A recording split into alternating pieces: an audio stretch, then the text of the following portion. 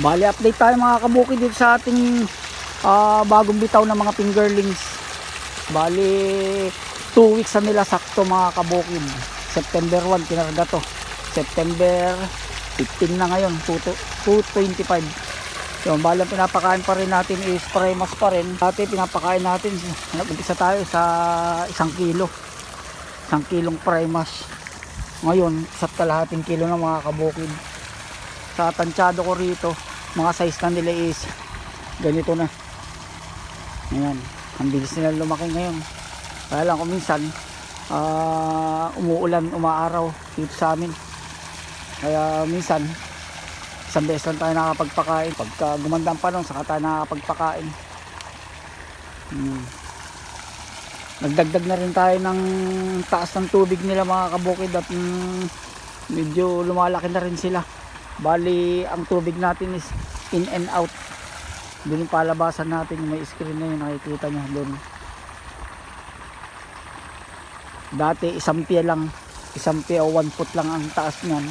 Ngayon siguro mga mahigit 1 pie na. Nagdagdag lang ako siguro mga ganyan lang. So ngayon papakain na tayo. Lumalapit na rin sila, nakahalata na sila mga kabukid, na sila. Pag binigyan mo ng pagkain, talagang sumusuba na sila.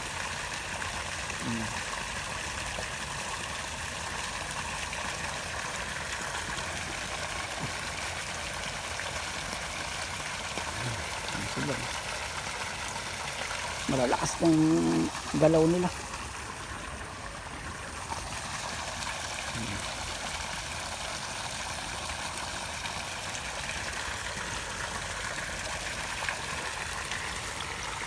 Pansin nyo yung bagsakan ko ng tubig na yan, walang kulambo o screen, nasa kabila yan.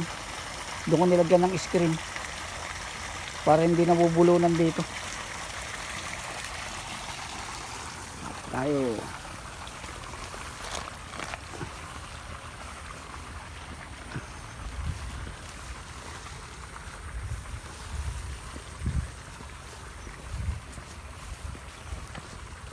ayun.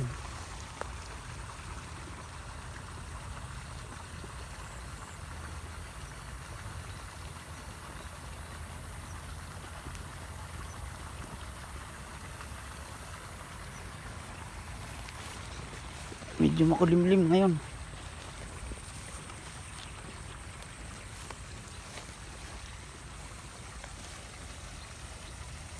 Siguro sa mga ika 20 days pwede na tayo maghalo ng fresh starter.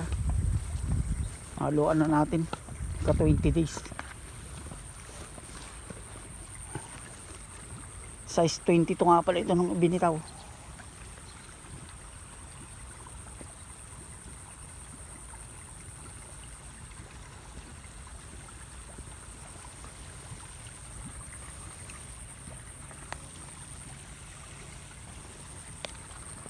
Saan na lang kumain.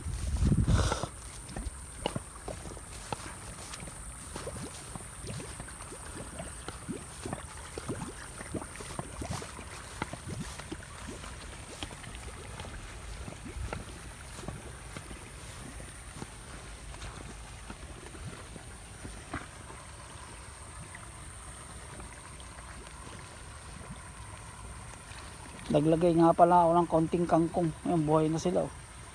Pero hindi natin pakakapalin yan. Para meron silang merienda.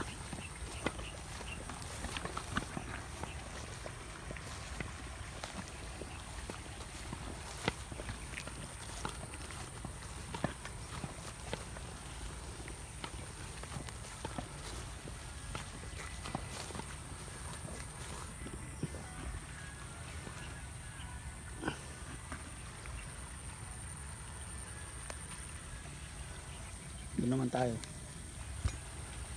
Paikot nga pala yan pag papakain tayo, tapos pabalik meron pa rin back and forth. Pinapakain natin sila.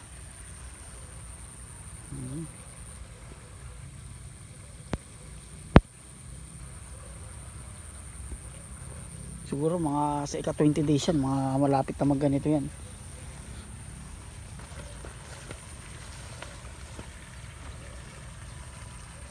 Medyo tamad pa silang magsilapit. Pero iba sumasalubong na. Pag nakakita ng tao sumasalubong na sila. Mga ako niya, mga ika-2 buwan sa 60 days. Kusa na sila lalapit doon. Doon mismo sila sa may bagsakan na yun. Kasi alam ko na yan, gawa nung unang nag-alaga tayo, doon na sila pumupunta. So hindi na tayo aabot dito. Pag mga ganun na, pag 60 days na, maaaring letter L na lang tayo. Pag ganyan, tapos pag ganito. Tapos dito, hindi na.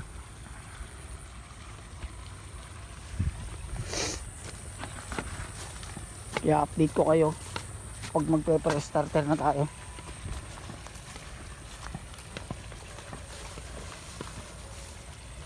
Dito sa kabila, sa isang corner, meron din tayong pamasukan dyan in case na magkulang doon. Pag magpapalalim tayo, binubuksan na rin natin yan. Kaya meron din tayong yung pinaka-concrete, pinaka-pondohan.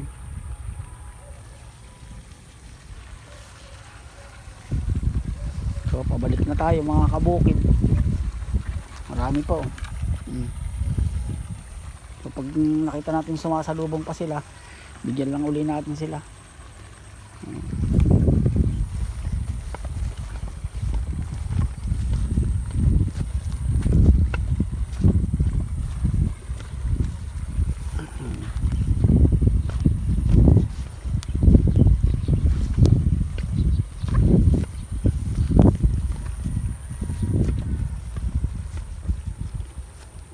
Nalakas na nila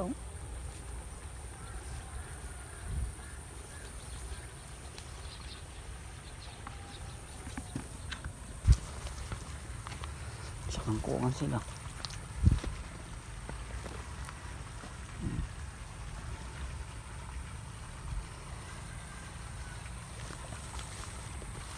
So iubos na natin to mga kabukid, saktong sakto.